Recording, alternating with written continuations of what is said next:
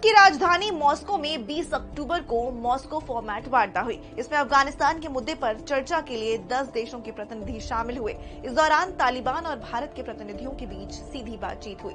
इस बातचीत के क्या मायने हैं, आइए समझते हैं। इस समय तालिबान के सामने अंतर्राष्ट्रीय मान्यता और आर्थिक मदद प्राप्त करना सबसे बड़ी चुनौती बनकर खड़ा है, जो दूसरे देशों की मदद के बिना मुश्किल है। भारत हमेशा से ही अफगानिस्तान में तालिबान का विरोधी रहा है, लेकिन अब विश्लेषकों का मानना है कि तालिबान के सत्ता में आने के बाद भारत अपनी नीति बदलता दिख रहा है। इसे लेकर हमने 2 एक्सपर्ट से बात की। ऑब्जर्वर रिसर्च फाउंडेशन के शोधकर्ता और अफगानिस्तान के मामलों के जानकार कबीर तनेजा कहते हैं, भारत ने तालिबान के साथ एंगेजमेंट देर से शुरू किया, लेकिन एक बात तो साफ है कि तालिबान अब अफगानिस्तान की नई हकीकत है और भारत को उसके साथ एंगेजमेंट करना ही होगा। वहीं अलीगढ़ मुस्लिम यूनिवर्सिटी की असिस्टेंट प्रोफेसर और अंतर्राष्ट्रीय मामलों की जानकार स्वाति राव कहते हैं, भारत तालिबान के प्रति अपना दृष्टिकोण बदल रहा है। तालिबान अफगानिस्तान में उभरता हुआ स्टेक होल्डर है और उसे भरोसे में लिए बिना अफगानिस्तान में एंगेजमेंट नहीं हो सकता। एक्सपर्ट्स की बात आप कुछ ऐसे समझिए,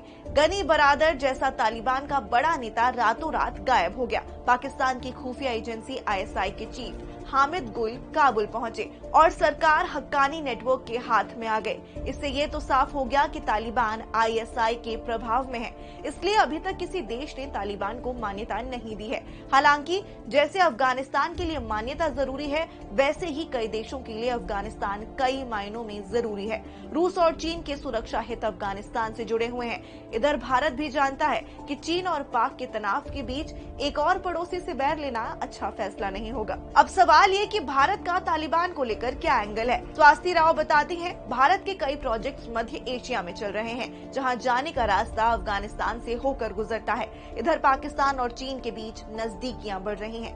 भारत के लिए सुरक्षा एक बड़ी चिंता है। भारत के खिलाफ आतंकवाद के लिए इस्तेमाल हो। कूटनीतिक तौर पर भारत का तालिबान के साथ एंगेजमेंट जरूरी है। भारत की तालिबान के साथ ये दूसरी बातचीत थी। इसके पहले 31 अगस्त को दोहा में भी दोनों देशों के प्रतिनिधियों ने आपस में बातचीत की थी। साथ ही भारत ने यह स्पष्ट किया है कि वो तालिबान के साथ रहे या ना रहे, वहां के लोगों की मानवीय मदद करता रहेगा।